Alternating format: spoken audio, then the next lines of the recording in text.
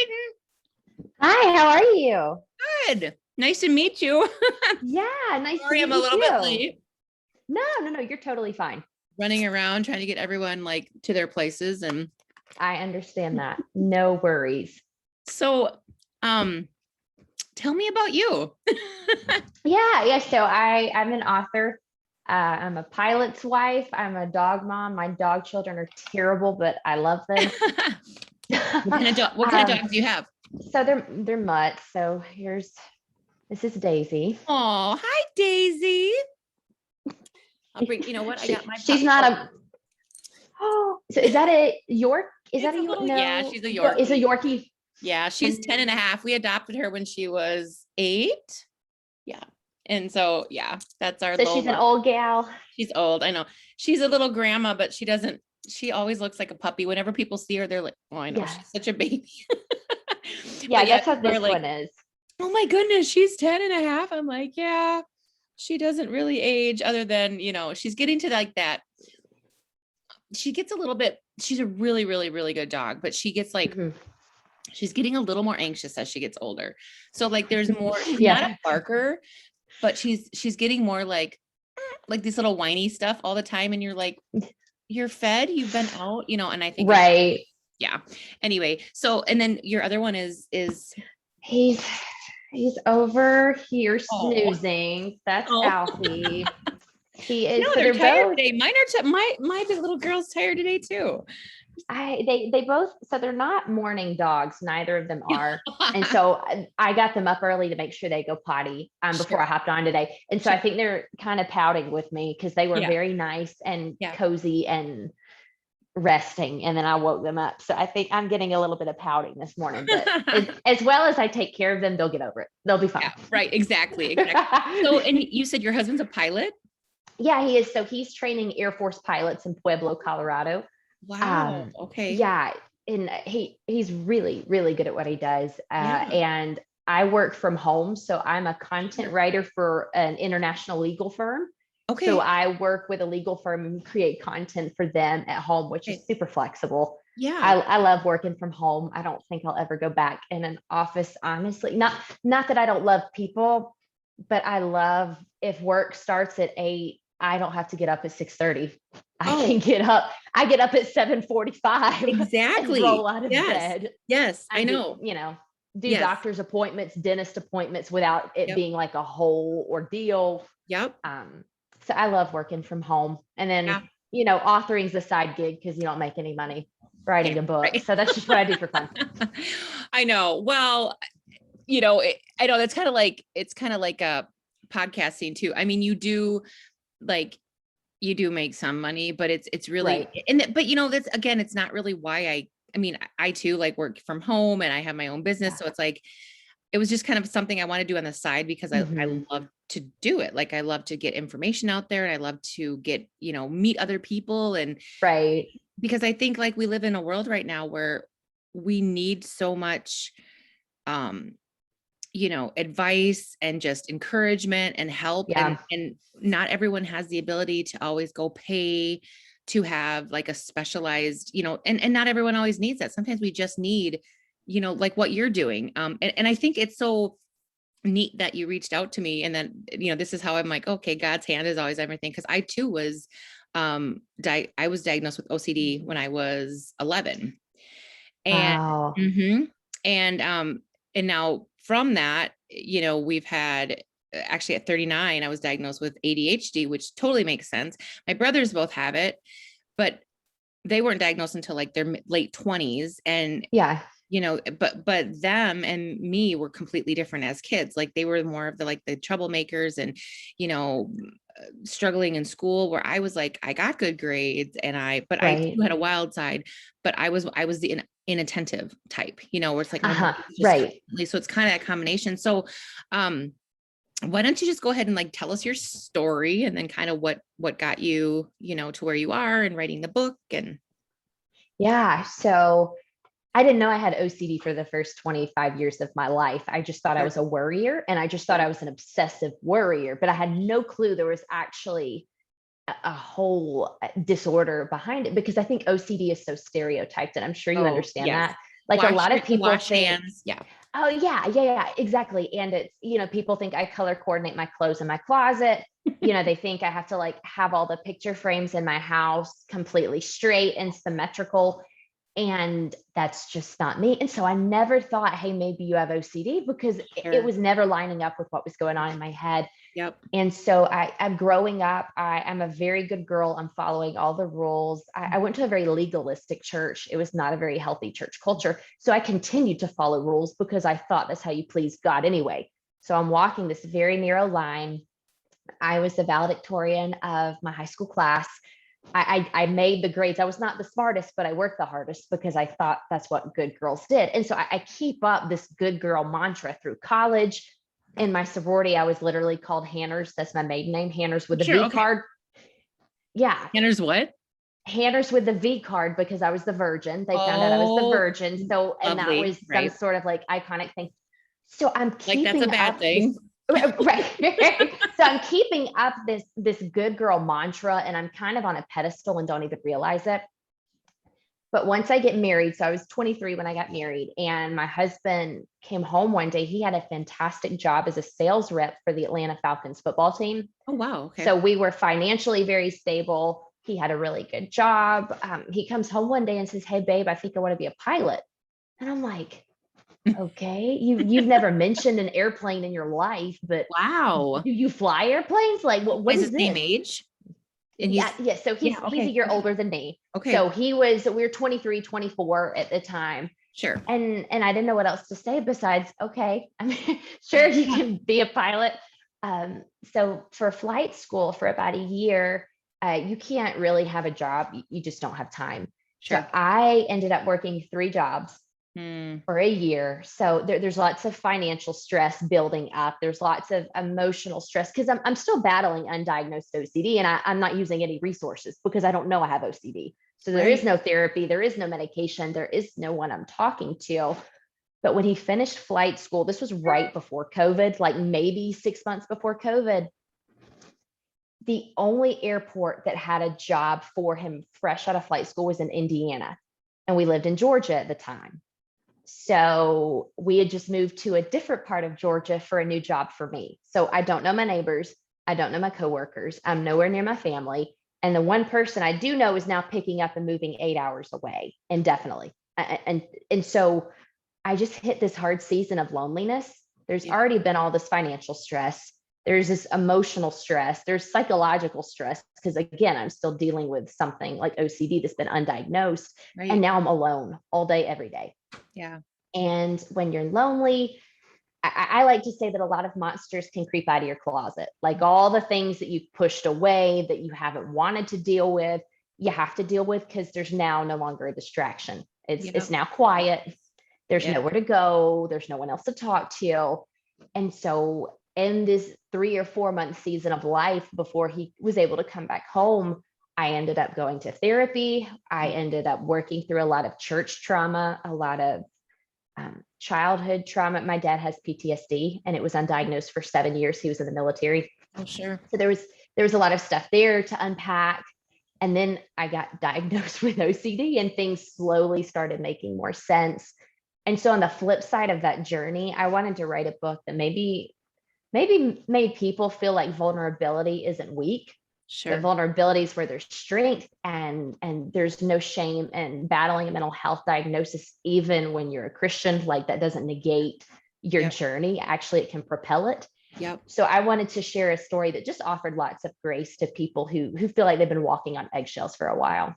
Yeah. Oh, I love that. And I love meeting people like you because I too have walked that journey. And mine was, mine started as a kid actually, but my mom, so it definitely runs in my family. My grandpa, so for sure it goes back, we know, like to my possibly great grandma, because there's these stories, it's like they weren't diagnosed with anything, but you hear I think one of my great grandmas even, I think just left her family and her kids and which was so, because I can understand, like if you don't have help, you don't have medication, you don't have therapy. I mean, you literally can lose your mind. And then my great grandma had issues, my grandpa, and then he also was military, so he had PTSD on top of that. And then my mom, she really didn't struggle with that until she had her third child, which she has 3 kids. So my youngest brother, and he was probably, I don't know, maybe 3 at the time. My dad's a pastor, so we were living in Nebraska. That was like where his church was at the time. And she just remembers being in a grocery store, and little tiny grocery store, because that's where we lived, like in the middle of nowhere, Nebraska. And it was a panic attack, but she didn't know what it was at the time. And she said, I had my grocery cart full, and I all of a sudden just felt like the store was like starting to close in on me, and I couldn't see straight, and just, all the things that panic attack brings. And she goes, I left my cart full, and I left the store, and I came home just, bawling. And it was a long journey for my parents, because my dad was like, what is going on with my wife? Right. And eventually she got, treatment that worked, and she's been really pretty good since. I mean, she's great. She's a registered nurse.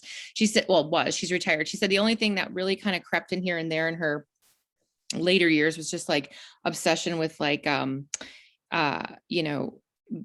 being a charge nurse and giving patients medication, like constantly checking and making sure which you would do anyway as a nurse, just to make sure. Right. Right. You take obsessive compulsive, but other than that, she really has done, and myself too, but mine was kind of just a flip of a switch. And I had a lot of strep as a kid, and now they're kind of relating. I don't know if you've heard that, but the strep bacteria can trigger like PANS and PANDAS in kids, which is like a pediatric neuropsychiatric something, but it can cause OCD. Now, whether it was that or just genetic or the perfect storm, mine just started with like obsessive worrying. And I didn't really have huge compulsions, other than in the beginning, I moved furniture all the time, and I would have to move. Okay. I know. And it sounds crazy, but it was like, my mom was just, because in my head, and I know this sounds crazy, but maybe not to somebody with obsessive compulsive, but I was always afraid that I would hurt somebody or drop something or hurt somebody was a big one. So I all of a sudden just was like afraid to touch anybody or hold a baby. I just, what if I dropped them? And it was this intense fear. So the moving furniture was a weird way in my head to like control my thoughts. It really, it's very weird. But that didn't last real long. Eventually when I got on medication, and, that went away, but then I had a bad eating disorder throughout high school. Bless your heart. Which is another, anorexia can, so it's very painful, but once you can get the treatment you need and just accept it. I tried many times to go off medication, especially, we've had children. 2 of my children I've had on medication, 2 I have not.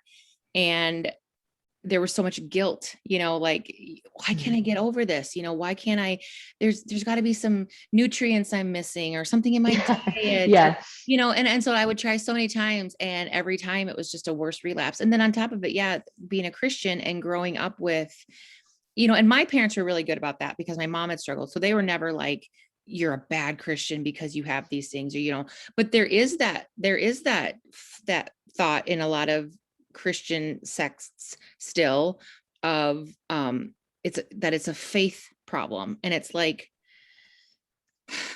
no, I mean, right. So, I mean, maybe you can kind of share on that a little bit, like, cause you talked about church trauma, what, that maybe that has something even to do with triggering into this. I don't know. So it's funny you say that, because I was talking to my therapist. I'm sure, like day 1 of therapy, it's just where you're just spilling your guts. Like the therapist just wants to know everything that's happened. So it was just this brutal hour. I ended up squalling at the end. Didn't think I'd cry, but I'm just like telling her my whole life. And she looked at me and she's like, you do realize that there's such thing as spiritual abuse. And that's exactly what you went through. She's like, you might not have been like slapped around or beaten, but you were abused. And spiritual abuse creates psychological abuse, which creates emotional abuse, which spills out into your body physically. She said, so like, you're totally validated in what you experienced. And that helped a lot for me, just going, okay, so someone else does understand. Because for me, I was just wondering, again, was I a bad Christian because I thought something was so wrong with this church? like surely no one else seems to have a problem with this church and some of the things that are going on. So am I the issue? So hearing, hey, like I'm validating you, like that's not a healthy church culture, that helped a lot. Because again, I have a wonderful therapist. She's a Christian counselor. She's awesome. But for me, I guess, I stepped away from that church, and I was actually the first person in 5 generations in my family to step away from that church. Wow. 5 so generations? So it went back to like the 1800s. It was an older Southern Baptist church. So I had, great grandparents, aunts, uncles on the deacon board, aunts teaching Sunday school. And I was just like, that's fine. But a lot of what's going on behind the pulpit isn't matching up with the Bible. And I'm just not, I can't do it anymore. It is wounding who I am. Mm-hmm. And stepping away from that was hard. But my family was very supportive. Like there wasn't any tension there. Sure. But finding a different church, and you hate to say it this way, but with healthier people, with a healthier perspective of God. Yeah. It was so much peace. I found so much peace in knowing that, yes, God is judge, like there is right and there is wrong, and we answer for right and wrong, but he's love too, and he's grace, and he loves to walk alongside us in the journey rather than just watching and seeing if we trip up along the journey. Yeah. That was a breath of relief for me. And that really changed the way that I see church. And that's probably the reason I still go to church today. Because my therapist told me, she's like, I'm surprised you even go to church. Sure. Like the fact that you show up, period, is a miracle in and of itself. And so there was all that church trauma.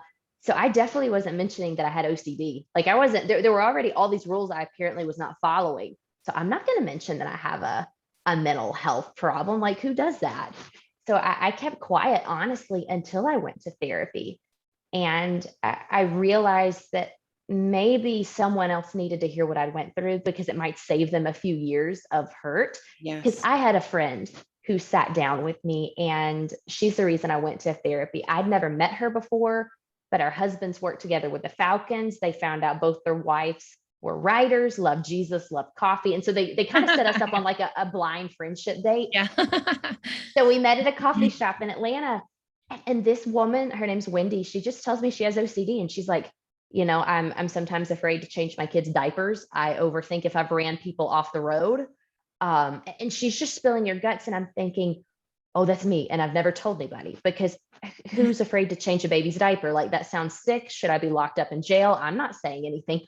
And this woman who's known me for 30 minutes just spills her guts. And she's like, yeah, I've intrusive thought OCD. And I went, oh my goodness. Okay. How many more of us are out there like that? They used to make it seem like OCD is, this very rare disorder. And I'm like, you, me, this lady, and with our 4 kids, I know so far I haven't seen, there are things with my children. There's 2 we know for sure struggle with some of the inattentive ADHD. We're all broken people that need Jesus, right? Really, and that's what it is. But there's been times where like my younger kids, and like I said, it hasn't become an issue yet, but it was like, it's been a flag in my head. Like I remember one time, one of my boys was like, would lock the door every time he got in the car. Cause he was like, what if I just opened the door when it was going, and I was like, oh, there we go. So, and so they were just like, oh, we all think of those things, and you just try to like at that age still work them through the thought that you're not weird or crazy, that, everyone, because that's the thing with OCD, everyone gets those thoughts. But if you don't have obsessive compulsive disorder, you like, it comes to your head and you're like, oh, and you can check it, you can like throw it in the trash basket. But for whatever reason, whatever gets caught up in our brain, it gets there. And then then it doesn't go away. And then we think we're these terrible people, and it's just, it's awful, so you met this Wendi and yeah. So Wendy's just, and again, I barely knew her first name, and I'm like, okay, I think I have OCD. Like she is saying everything I've been afraid to say, but it's everything that's been rattling around in my head. I don't like to change babies' diapers because I'm afraid I'll touch them inappropriately. Yep. Holding a baby, I'm afraid I'll drop it on its head. Like if someone goes to hand me their baby, I'm like grinning, but in my body, I'm like, oh heck no, like take the baby away. I know. I'll be honest. My husband and I are 27 and 28. And that's one of the main reasons we haven't had children yet, is I told him, I said, I've just now gotten on a medicine that works really well. Like I did lots of trial and error, and I'm finally on something. And I said, I want to give this a chance, and I really want to continue therapy.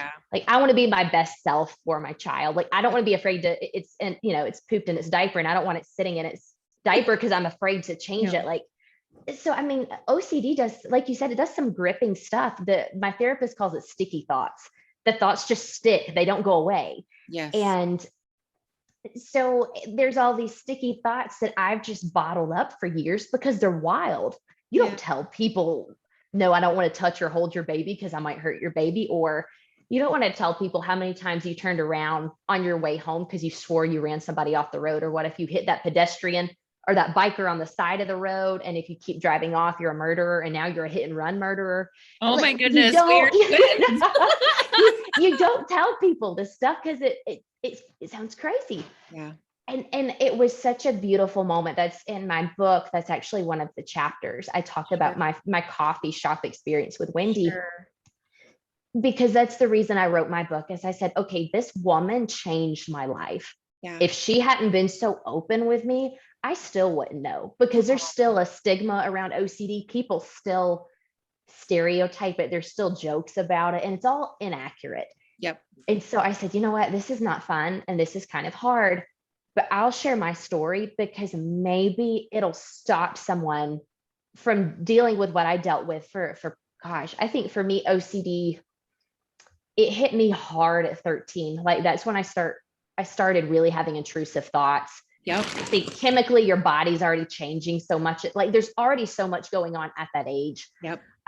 And then I didn't get diagnosed until 25. So I'd like to save someone 12 years of, of just internalizing shame and thinking you're not worthy of accessing grace, of just thinking you're crazy, like that someone should just throw you in a padded room somewhere. So that's where the book came from. It's just kind of wanting to be somebody else's Wendi. Yeah.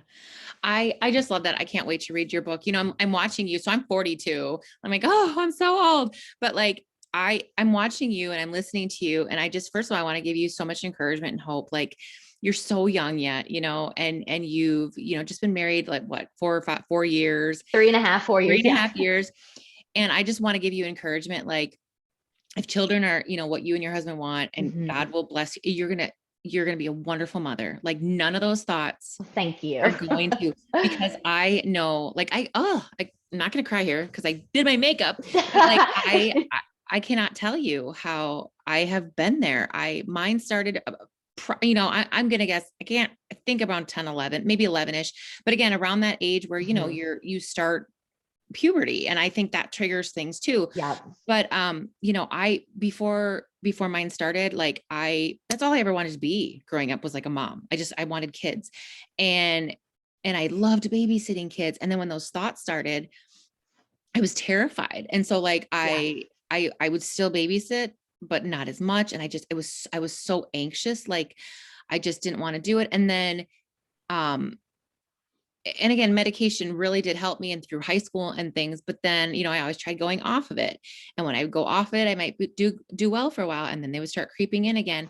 And so then when we too had kids, it was kind of, I went through a really difficult time. I remember even the last couple months of my pregnancy with my first child, I had to go back and see a psychiatrist. And because my husband's a pastor, and I was volunteering at the Lutheran school that he was a pastor at, or he was a student at the time. But I was helping, like, I went to school to be a teacher. So I was like helping, like doing some remedial work. And I just remember like wanting to be as far away from the kids as I could in this room. And just because it was like, you just had to know, like, it's just a very hard thing to explain. Right.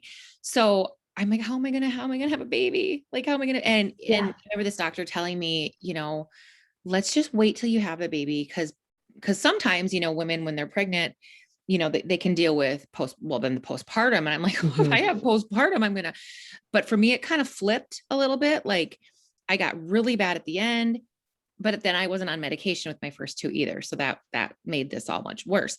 But then it kind of flipped for a couple months.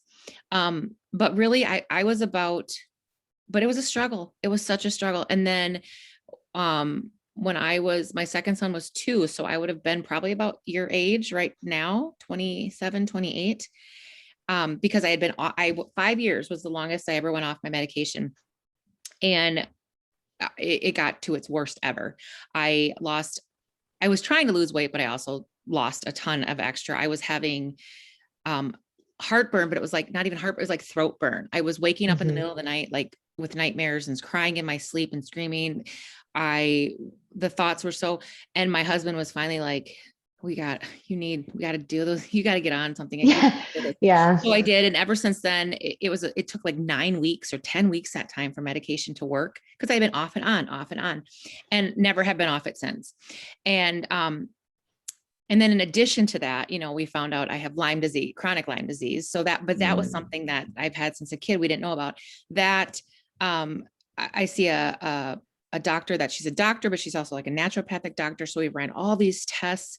I'm on a very low dose of lithium now.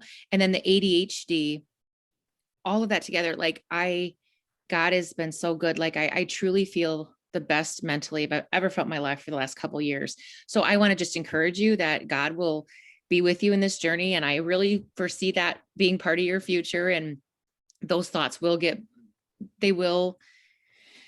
go away to the point of where it just feels like a normal, like, oh, this is what normal people think about these thoughts, Well, thank you so much. I really appreciate that. The being vulnerable and the being honest, is what everyone needs, because they need to know this is not some rare, crazy thing. It's happened. It's normal. It's part of the, and you are helping so many people by being. Thank you. Yeah. It's a weird thing with vulnerability, but you do feel a lot more free. Like once my book went to print and I got the email from my publisher that said, hey, it's off at print. I went, oh man, because like I'd spilled my guts and I'm like, all right, people are either going to think I am stonewall psychotic or I don't know what they're going to think. Like, who knows? But the amount of support I have gotten, sure. And ironically enough, a ton of it has come from that church I grew up in. And I'm like, really? Oh yeah. I'm like, okay. Wish you would have been a little more empathetic like this 20 years ago, but whatever.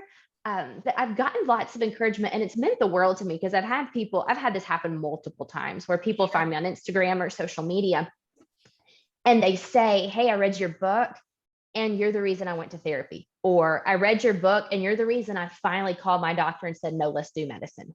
Yeah. And I'm like, okay, all right. Like, this is as cliche as it sounds. If it's just a handful of people whose lives are completely changed, then it's totally worth it, because it would break my heart to know, just knowing I break for myself now. My therapist said, you almost need to grieve who you were and grieve the person who didn't know what was going on.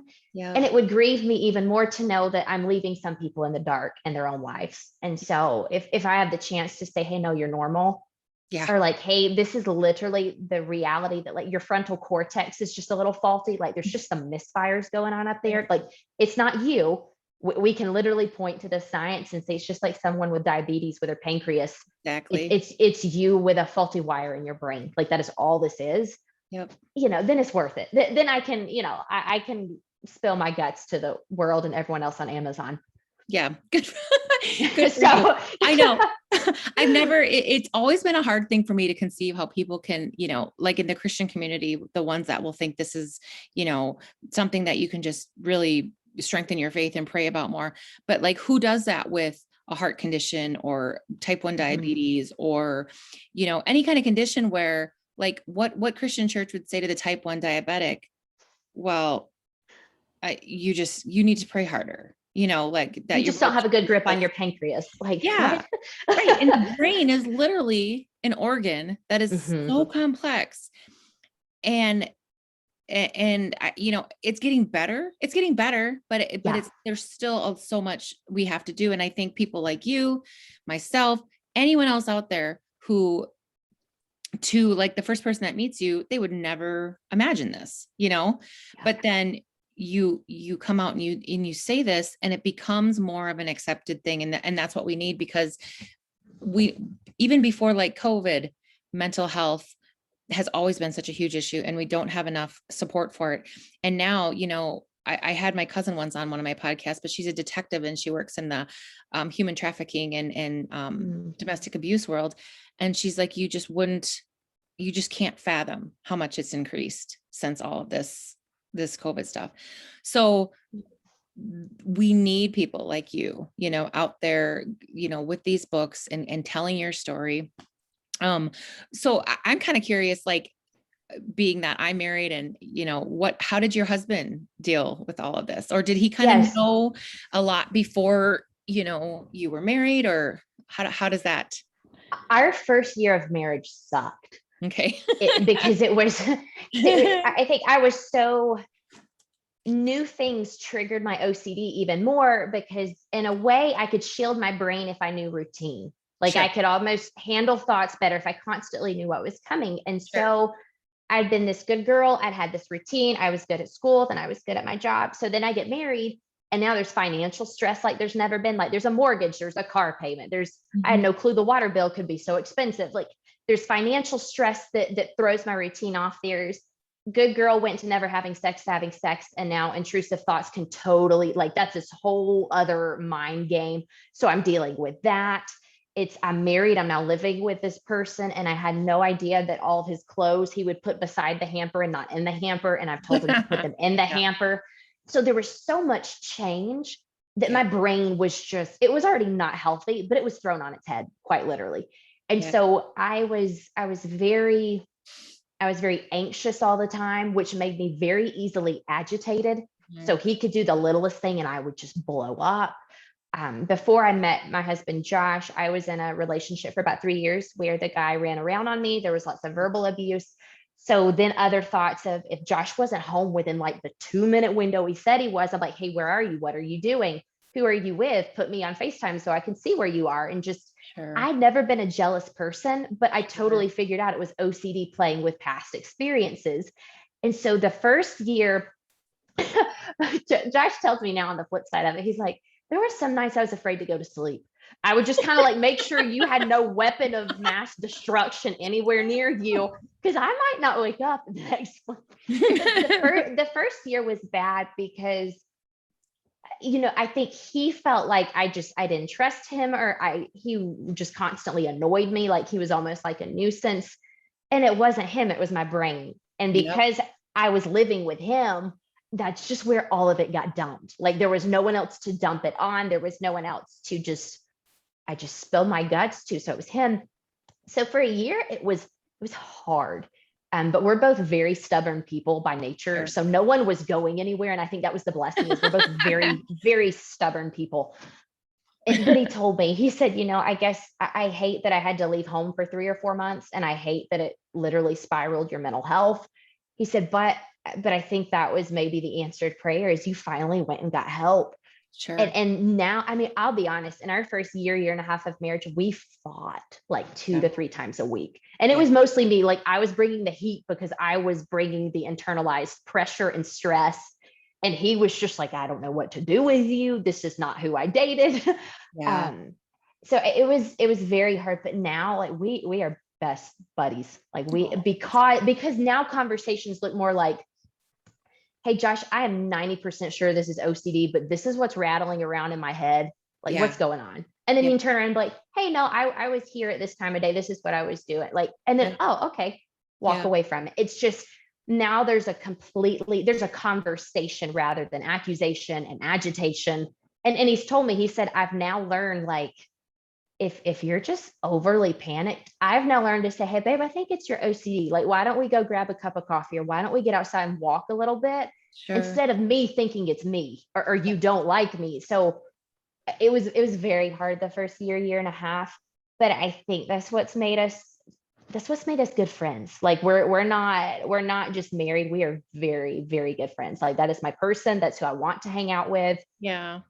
That's who I really miss while he's gone every day. Yeah. And I didn't when we were first married, because he was almost a trigger and I didn't understand that he was a trigger. Sure. So now, if I know that sounds wild, the love of your life being your trigger, No, it makes sense. but now he's the reason that like he puts out fires in my head. Like that's my person, because we now understand exactly what's going on. And so now he can provide empathy, and I can also provide more honesty. Now it's not, hey, it's you're the problem. I'm going, hey, I think this is OCD. Can you walk me through? Can I just talk to you? Because I'm pretty sure this is not rational. And he is such a rational, steady, mentally strong person that he can just be like, yeah, that's OCD. You're okay. Like, you're fine. We can move on from that one. So it's a lot better now, but it was hard in the beginning. Well, and I'm so glad that you have been able to, because first year of marriage can be usually really hard anyway, even with you, like no diagnosed mental, disorder, illness, anything, people. And especially when you seem very similar to me, like I too hadn't, lived with him before, or had like like this was our first time doing the whole like live-in thing. And we were 23, 24, and we had dated a year, and then we were engaged a year, but pretty much our entire time before that was long distance, because he had graduated college. I still had a year left. He went off to seminary. Like it was, we really were like never together until we got married. And then it was like, oh, and now we're living together and everything. And we too have very different personalities. Like we, if we do the personality test, the Myers-Briggs, there's like the 16, and we're 1 in 16. Like we literally hit the on the other end of things. And we both come from Christian families, so we have that solid. Our faith is like totally solid, and that we are completely together on. But our families were so different when it comes to just like how we did things. And so that's hard in and of itself. But, you guys are so much, are younger, so that you've started working through this, together and earlier, that, you can, really build that trust with him. And, my husband and I have gotten to that point, but it didn't for a long time, because even though I had the disorder, and he even knew that before we got married, it was just a funny thing how it waxed and waned. So like I could literally be okay for like a year or two, until now we've really figured things out, because we also come a long way in mental health. But like I could be okay for a year or two, and then all of a sudden be like almost a completely different person. And oh boy, there are times that it's just, but again, when you said two stubborn people, that is also what we are. Like, if we weren't, it could have been a whole different road. But we have been through so many like fires, and like felt like the pit of hell at times, but it has brought us stronger and closer together. And and it will for you guys too. But that's so great that yay for stubbornness in a situation like this. Yeah, I know. Right. So for us, I don't know if you've ever taken the Enneagram personality test. I haven't that one, but. So I'm a 1, which ones are often called the reformer / perfectionist. They operate out of a place of wanting everything to be good. Okay. And my husband is a 3, and they're known as achievers. So they are goal driven. They are usually very confident people. And it's funny because the Enneagram, they've traced the science back to like Plato. Like this is thousands of years of personality research. And it's freaky how well your number is you. Like it's just ironic. But they said 1s and 3s together, they said they are a force to reckon with. And it can either be really good, like if they're on the same page. I gotta take this test. It is, I'll have to send it to you because it's incredible. Please do. I do. And they said 1s and 3s, they are either the it couple, like they are going at it and they are doing the things, but they're both so stubborn that if they're not on the same page, there's going to be head butting. Like it is going to be a very open, obvious debacle. So like if he and I are at a riff or an argument, you won't have to question it. Like you can be 20 miles away and you'd be like, oh, there's a problem there. But when we're on the same page, like we're blazing trails. So I'm very thankful for both of our stubborn personalities. Like you said, that's actually been a positive thing for the two of us. Yeah. So how has your family then been with, like, are they very like understanding, accepting, or is it kind of like, okay, I mean, what's that I think it's been almost a peace of mind for my family in a strange way. So my dad, for 7 years, he had PTSD and he also had traumatic brain injury. He had 3 different accounts of traumatic. So his brain is beaten to a pulp. Anyway, Sure. you're in the military, there's all sorts of trauma. And so for us, him going and getting help and my family seeing what medicine and therapy can do, it was encouraged for me. It was like, hey, we've seen what this has done for Philip, my dad. Yeah. So let's you step into that opportunity as well, because thankfully my dad there was never physical or sexual abuse. There was never any of that. Yep. But he had so much tension and the house just felt like glass. Like you just don't say anything, don't look at anybody, just be quiet. You just know something could set him off. There was just a lot of emotional anger. And just seeing the 180, he is literally a teddy bear. He is the happiest person I know. That's my meme buddy. We send each other memes all the time. Yeah, I'm a meme girl too. So he and I are on the same political page. So we love to share like snarky political stuff. Yeah. And so it's one of those things where, we got my dad back in a sense. Like now granted, my dad takes like 12 to 14 pills a day. Like there's a lot with traumatic brain injury where the brain is just not working. So I think my family. Did he have so what can I just add, like in the military, what did he do? Did he get like physical? You're going to laugh. You're going to laugh. So thankfully my dad came through in the late 80s, early 90s. He ended up not being sent overseas for anything like the Cold War. Sure. But my dad was so good at boxing, he competitively boxed for the U.S. Army. So he went up like when there was U.S. Army versus U.S. Navy, my dad boxed. And so in boxing, you get beaten to a pulp anyway. But when my dad, so what he did is he did active duty 8 years, reserves 18. And while he was a reservist, he was a Georgia State Trooper.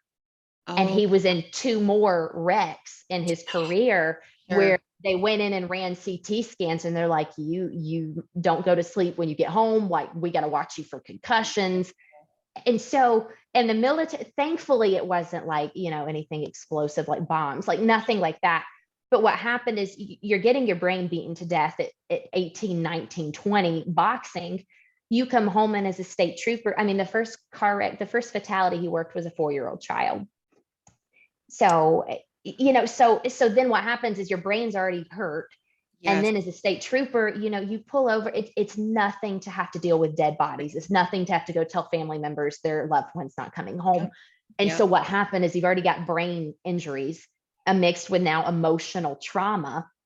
You're a big, bad 6'3" covered in tattoo man. You're not going to tell anybody that you're internal, like that you're not okay.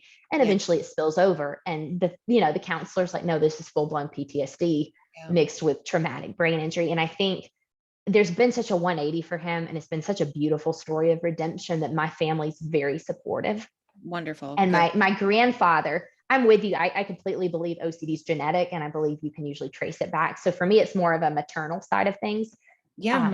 My grandfather, right before he passed away, and he was the love of my life. He was the deacon of his church, just always in flannel on John Deere tractors. That his death hit me hard. Like that was very hard. But right before he passed away, he had a stroke, and his personality almost did a 180 in a negative way.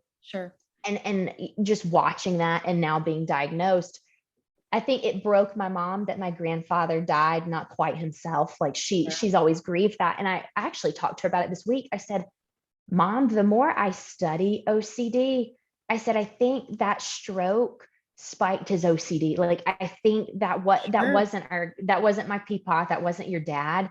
That was a brain injury. And then there were compulsions there. I see them now. I know what they are now. And so for me, going and getting help, it's created peace for my mom in a way I never thought it would. I think it's given my dad the room to know he's not by himself in our family. Like he's not the only one who has to sit with a therapist and has to take medicine. My sister deals with lots of anxiety. And it's been great that my dad and I can now sit with her, turn around and say, hey, look, you're normal. Like this is how we're going to work on this. She's now on medicine. Like there's no shame in medicine. And so it's been healing for my family. Hard in the beginning for especially my dad. and me going through undiagnosed OCD, but my family has seen so much healing. And they're so encouraging. So it's been a blessing for me. I haven't gotten lots of riff from family at all. Good. That's so good to hear.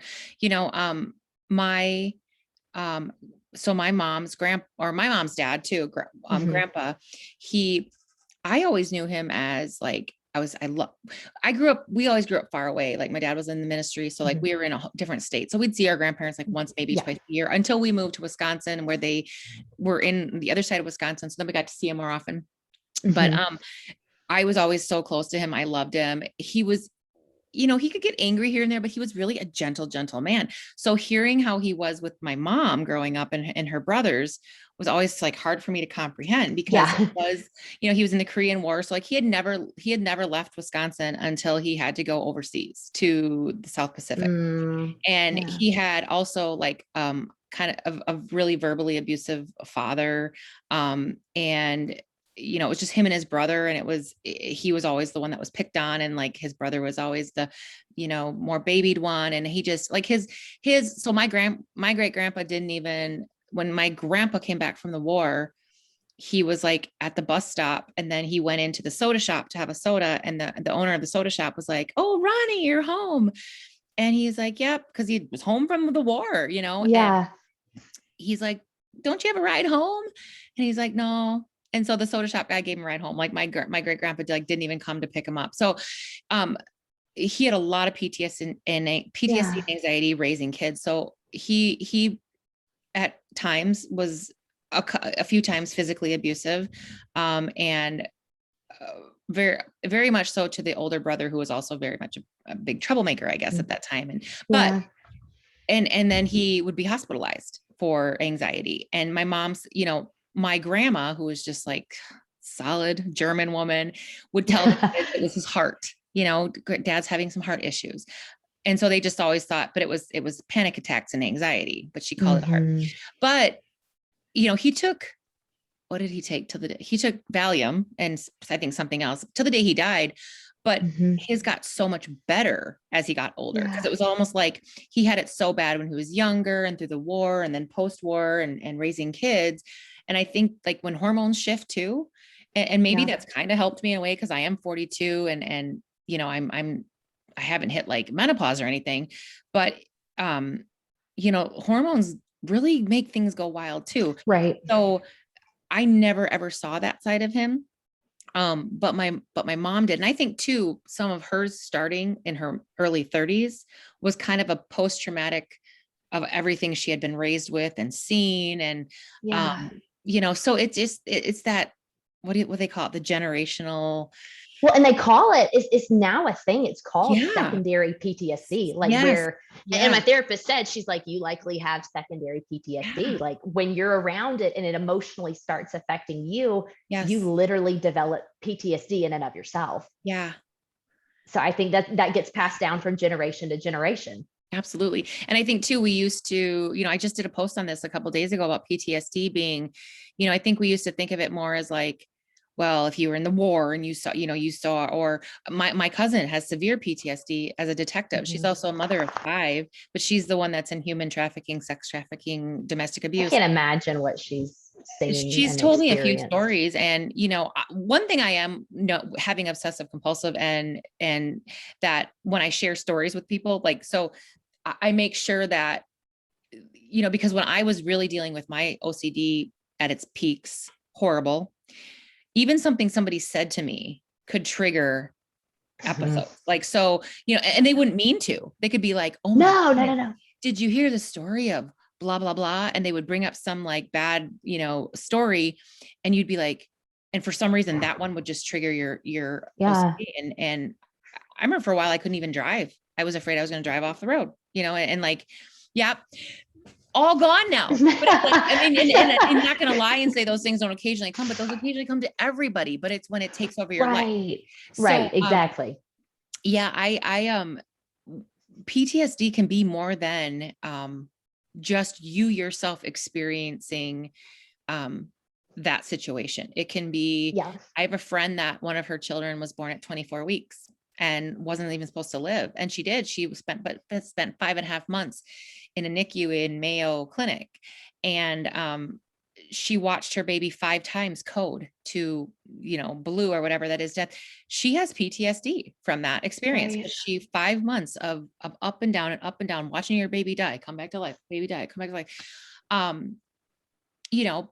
So to acknowledge these things is so important, that is what your book is going to do and is doing, and your story. And I'm just like, thank you, God, for bringing Peyton into my life now, because she's one more we can go, thank you. It's nice to have those moments of, oh, so it's not just me. Like anytime I meet someone with OCD, I'm like, oh, hi, like tell me what goes on in your brain. You're my people. You have your rational thoughts too.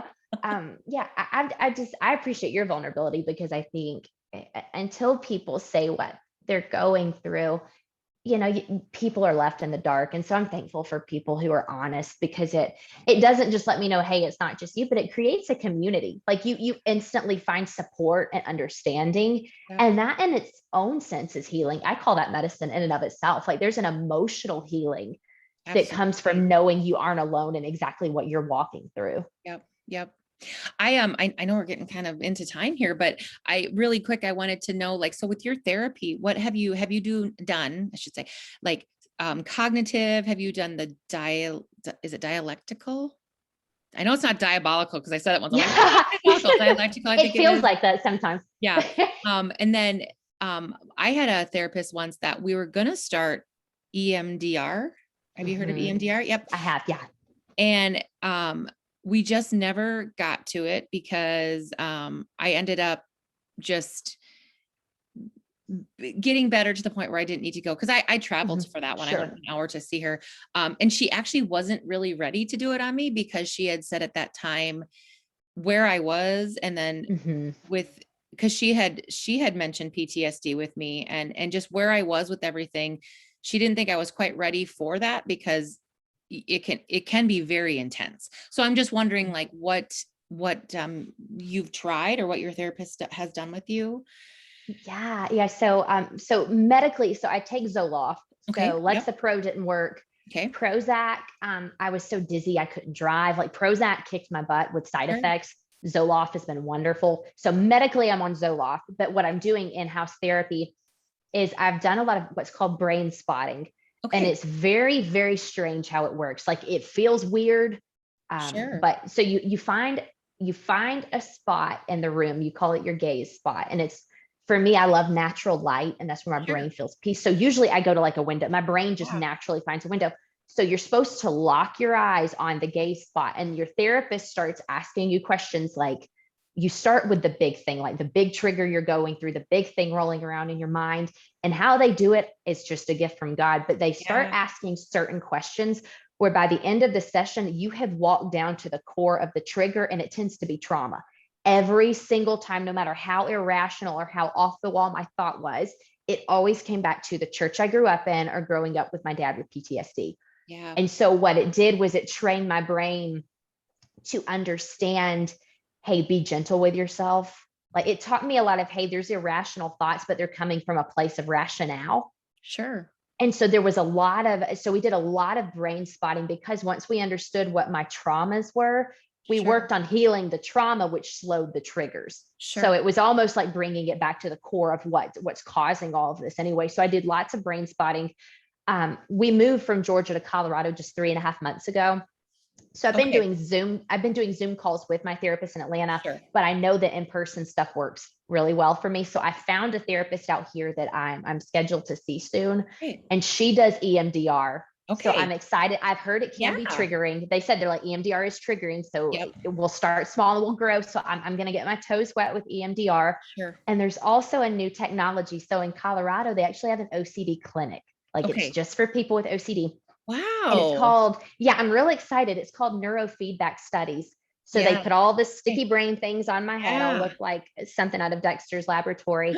And they will run some tests, and it'll show them exactly which part of my brain is damaged the most. Wow. And so what it'll do is, if it's my frontal cortex, we understand there's now an impulse problem. If it's my ventral striatum in the back, it is now a misfire. Like there's a wire running around my brain. And so my therapist said, hey, look, with neurofeedback, now we know like your trauma. So we know emotionally what tends to kickstart your thoughts. But if we can understand scientifically how that's partnering with your emotions, we can get way more specific with medicine. We can get way more specific with therapy. So I'm really excited to do some neurofeedback and actually, and I'm just fascinated in general. I'm really excited to see which part of my brain is damaged, because I think that'll be healing too, going, oh, look, yeah, that's my brain. Like there's actually damage there. Like that's a physical problem. That's not a Peyton problem. Absolutely. So that's what I'm starting on. So I'll have to let you know how the neurofeedback goes. We'll stay connected, obviously. Like you're going to probably hear way too much from me now that you. No, not at all. I love it. Have you heard of Dr. Amen? The Amen Brain Clinics? It's AMEN. He's got books out there, and I think he has clinics. I've never been to him, but like he works a lot with more so ADHD. But what I find so fascinating is that he too has done, like he has a special brain scan now that he does that will show they've come to it's like knowledge now. It's just facts that people with OCD and ADHD and different mental health disorders, there's certain areas of the brain that are just completely different. And I've never had that brain scan done, but what I have had is, so when I was 21, I got meningitis in college, viral meningitis, which they do think is probably related to the Lyme disease, which I've had probably since I was 8, undiagnosed. Anyway, and I was having all these headaches and they didn't know why. And they were treating me for migraines and that wasn't doing anything. So basically I ended up in the emergency room, and the spinal tap showed it was meningitis, but throughout that process, they did an MRI, and the MRI showed I had a cyst on my brain, and I still have that cyst.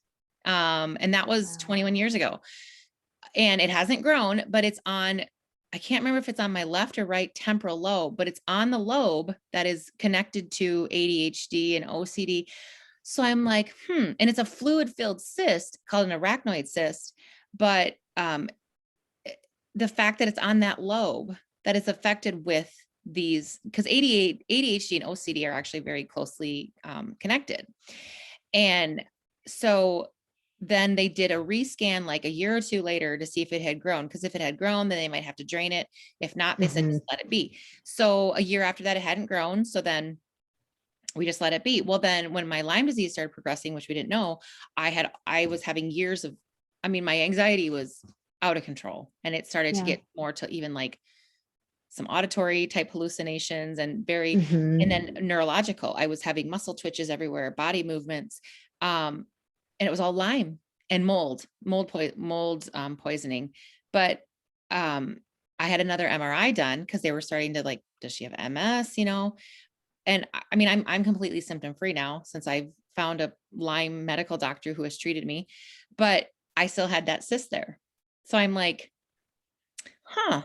wonder if, I think this is going to be amazing. And I can't wait to hear how that goes for you, because even though I'm 42 and I'm stable, I would love to keep learning the whys of this so that even my children, I can help them earlier and maybe bypass, because I too, like I actually do take Prozac, and that one has always worked for me, and my mom too. So I think there's a genetic thing there, because Prozac can be a lifesaver. And then many people have horrible results from it. Same thing with like, I've never taken Lexapro, but I know one of my friends who also has OCD, more of an acquaintance. She takes, it's something Effexor, and it's like a class of drug. And that one, like Prozac, Zoloft, none of those helped her. And then when they bumped her up to that SNRI or whatever it was, that one she's done really well at. So, it's like biochemical, it's brain, it's all these things. And the more we learn, the better we can help people. And I can't wait to hear how that, what you find out. Absolutely. No, I'm going to make my husband go with me so he can take a picture of me and my brain strapped up to all the things. So I'll definitely keep you updated. Really quick then. So with your book, what I think this is great. So I'm going to put this on YouTube and Rumble, and then I'll put it on my audio podcast. I'll share it with you. You can share it wherever you want. But then anyone who shares it on their social media and tags either you or I, we can do a drawing then. for a copy of your book? Is that what you had? Yeah. No, Okay. I think that'd be great. I'll do a free signed copy. That's awesome. I love to write notes in my book, so it'll be super personalized. So yeah, make sure to share and spread the word, and I can send you some love from my corner. I definitely will. And in the show notes, I'll put your information, website, any of that, where you can buy your book.